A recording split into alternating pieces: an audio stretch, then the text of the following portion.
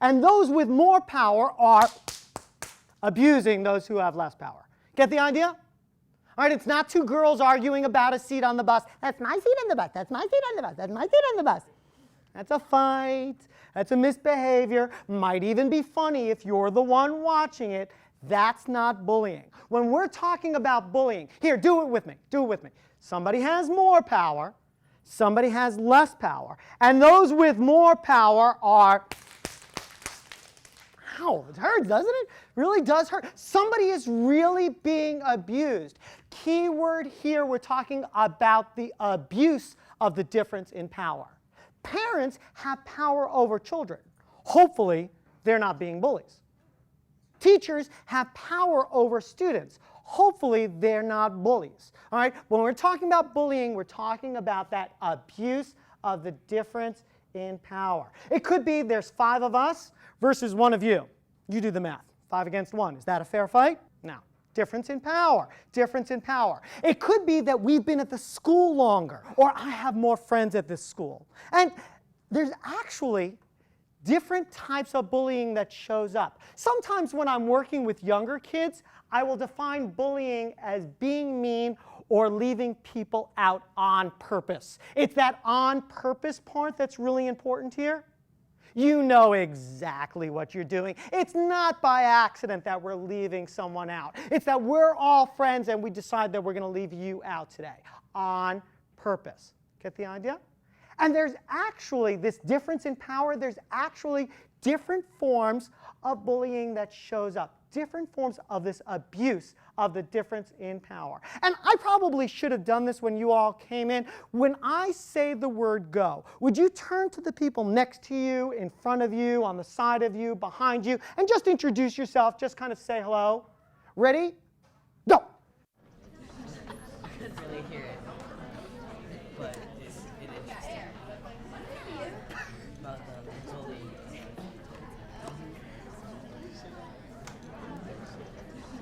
I couldn't really hear it, but it is interesting. You remember how you said hello to the people next to you, in front of you, on the side of you, behind you? In a minute, I'm going to ask you to talk with those people about different types of bullying you've seen or heard about. It could have really happened in your life. Or maybe you heard about it from a friend. Maybe it's not even real. Maybe you read it in a book or saw it on a video or saw it in a movie. You're going to talk about that abuse of the difference in power. You'll share a little bit, they'll share a little bit, and then I'm going to bring you back together. I'm going to say the word go. That will be your signal. When I say the word go, you're going to start. Ready? People back in the classrooms, I'm going to ask you to do the same thing also. Your teachers are going to break you into groups. Ready? Go! I like strawberry, sherbet, and chocolate. That sounds good. I like flurries. What's your second? Slowly coming back together. Hey, how many of you like cartoons? I do. I love cartoons. I love cartoons. You ever notice in cartoons, whenever they show a bully, they will usually show a physical bully? You know what I'm talking about? Some kind of Popeye Bluto character. You know what I'm talking about? Some big, large knuckle dragger. You know, gonna meet you behind the slide. Pound you in the ground. Make you feel pain. And there's actually some truth to this. There are physical bullies. Physical bullies are action-oriented. They use their bodies. They are not always the biggest. They are not always the strongest. But physical bullies are action-oriented. They use their bodies. These are the pushers, the kickers, the spitters, the kneers, the elbowers. Sometimes it's not even that they actually punch or kick or spit, but sometimes they make you think that they're going to punch or kick or spit. You know what I'm talking about? You're hanging out in the hallway, you're hanging out by your lockers, and every day some kid walks by you and does one of these. You know, and then you get all jittery. They never actually touch you, but there you are kind of short-circuiting in the hallway, just never actually touching, but you're waiting for it. Physical bullies are action-oriented. They use their bodies. But don't always think about the most outrageous forms of bullying. Don't always go to the most outrageous types. I'm looking out in the audience, and I see a number of you who have long hair. Has this ever happened to you? Have you ever been sitting in class and there's that kid who's sitting behind you and all of a sudden they're like, and you're like, stop it, stop it. They can blow on your hair. You can't blow on their hair. You ever been in class and there's that kid who sits behind you in class and they start whap, whap, whap, start kicking your chair, whap, whap, whap, and you're like, stop it, stop it.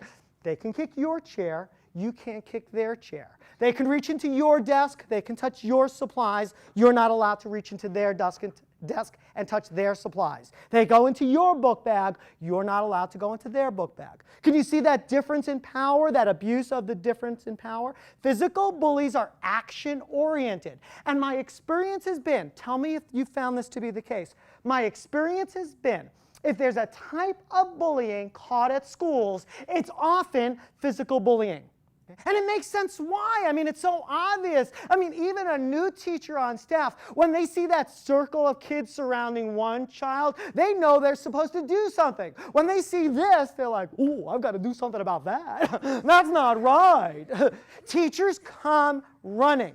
School staff isn't always sure what to do once they get there.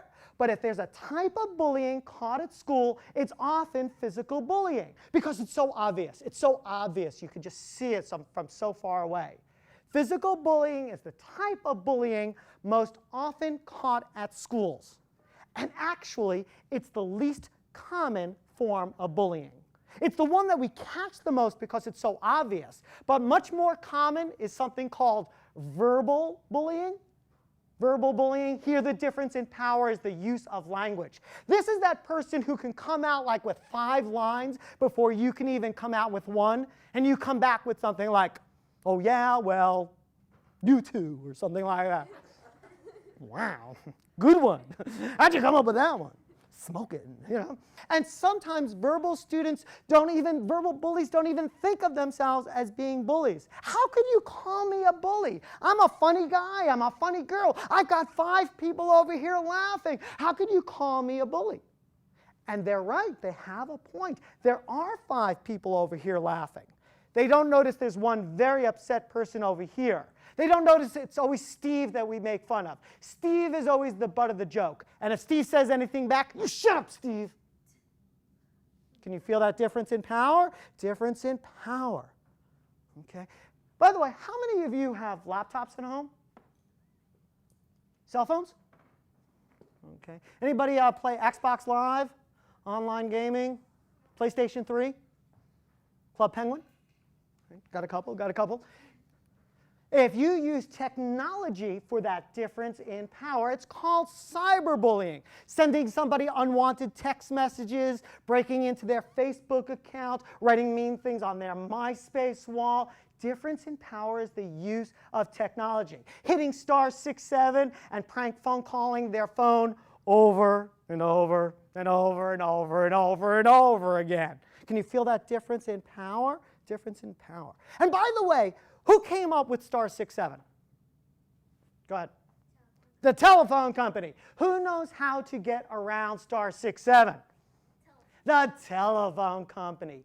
Everything you do on a computer, everything you do with technology leaves some form of cyber footprint. It always leaves something behind. Now, sometimes I get kids who say, oh no, not on my cell phone, not on my laptop, because I delete my history. I erase my history when I leave a site. And you know, you can do that. You can delete your history.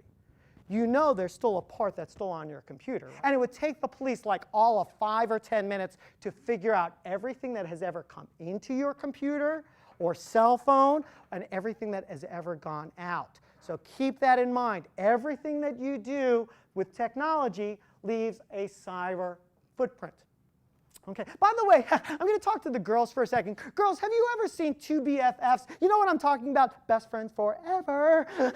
They are so close. They walk alike. They talk alike. They dress alike. I try on your clothes. You try on my clothes. I put on your makeup. You put on my makeup. Try on each other's stuff. You know, they talk alike. They walk alike. Together, they're always all the time. Have you ever seen when these 2 BFFs go from like being best friends and all of a sudden they have a war? And they go from like being best friends to boom, worst enemies. Okay? Now, back when we were BFFs, I used to share things with you, you used to share things with me. Maybe we even shared passwords. Ooh, warning, warning, danger, danger, danger. You never share passwords. Because that old BFF that you shared your password with 6 months ago, well, they remember that password. And now they're no longer your BFF. Now they're your worst enemy. And they're able to break into your account, write mean things, maybe even pretend that they're you and send out messages like they're coming from you. So, of course, you keep passwords quiet. You don't share them. And some people will tell me, oh, it's okay. I can change my password. I know how to change my password, and I can change my password. You're right. You can absolutely change your password. Or your BFF, the old BFF, might have beaten you to it and already locked you out of the account. Or maybe you even forgot your password. I could change my password. I just don't even remember what my password is. So passwords are kept secret. Got the idea? All right, last one, and then we're going to move on. This last one is called relational bullying, aka also known as social aggression. This is that type of bullying, do this or I won't be your friend. Do that or I won't be your friend. If you want to hang out with us, you can't hang out with those losers you used to hang out with. Wednesday is pink day. You don't wear pink, you don't get to sit at the cool kids table. It's gossiping, it's rumor spreading, it's manipulation. It's like we're all friends, but like today we hate you. We kick you out of the group, we're not talking to you, not friends with you. A few days later we like you, but now we kick you out of the group. Not friends with you, won't talk with you. A few days later we like you, now we kick you out. A few days later, we let you back in the group. We were mean to you, but finally we let you back in. A few days later, they kick me out of the group. It's like, who do we hate today? Who is the odd kid out today? Has anybody here ever seen the movie Mean Girls? Okay. This is exactly what we're talking about. This is that type of behavior. Do this or I won't be your friend. Do that or I won't be your friend. The good news is most kids are not bullies. Good news is most of us are not the targets of bullies. What most of us are the bystanders. You're the ones that see bullying, you're the ones that hear bullying, and you are the ones that can stop the bullying. Bullies may do mean things, but they're not stupid. Do you think they're going to bully under the teacher's nose? Probably not. Do you think they're going to bully in front of the principal? Probably not. Bullying happens in less structured environments. On the way to school, on the way back from school, that back staircase or that back hallway or that far corner of the recess field where nobody goes. And by the way, somewhere around this point in the presentation, I will often look out into the audience and I'll see people and they're kind of like looking down or they don't want to make eye contact with me. And I'm like, why are they looking down? Why won't they look at me? And I imagine what they might be feeling is like, that's me. I've done some of these behaviors. I've been a bully. If you see yourself up there, if you notice yourself, forgive yourself. I mean it, really, forgive yourself. Look, you're definitely getting older. You're in middle school. You're definitely getting wiser, but you're still growing. If you've made a mistake and done some of these bullying behaviors, forgive yourself. You can never do it again. Now you know better. But if you've made a mistake in the past, forgive yourself. I really mean it. How many of you have ever been to a restaurant? Duh, Sure. You know when you go to a restaurant, you know how when you go to a restaurant, they give you out menus and you have the food choices listed on the menus. You pick the food items you like, you leave the other ones behind. You know what I'm talking about? In a sense, I'm going to ask you to think about this as a menu choice. I'm going to put some ideas up here. Some of these ideas you're going to like. You're going to be like, yes, that's a good idea. I can do that. I like that idea. Some of these ideas you're going to like.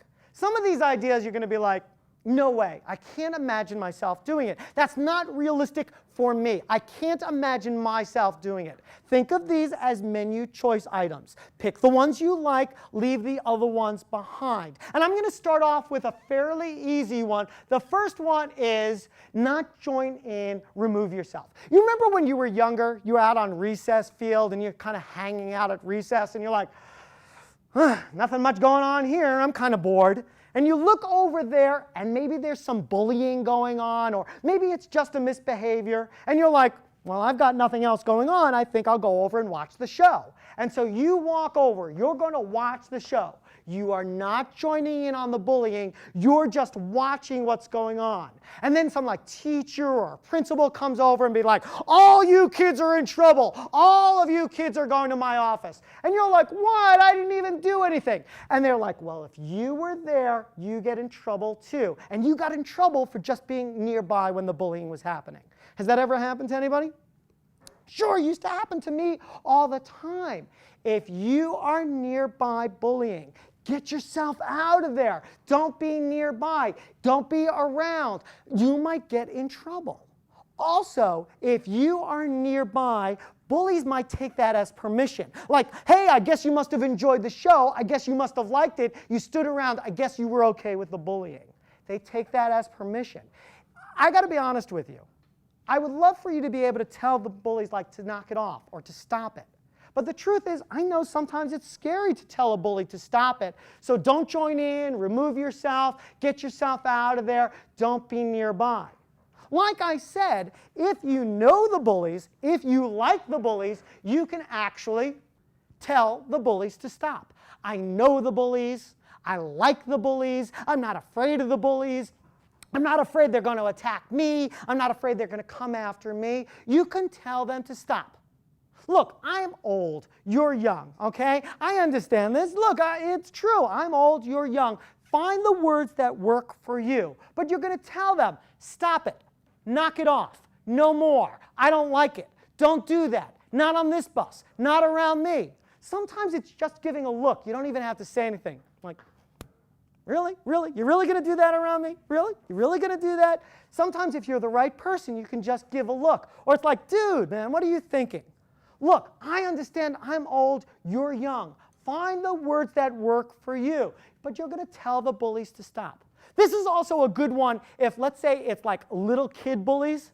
Let's say like a third grader is bullying a first grader. And you're like, well, that's not right. A third grader picking on a first grader. That's not right. And you're like, I've got no problem going over to a third grader and telling them to stop.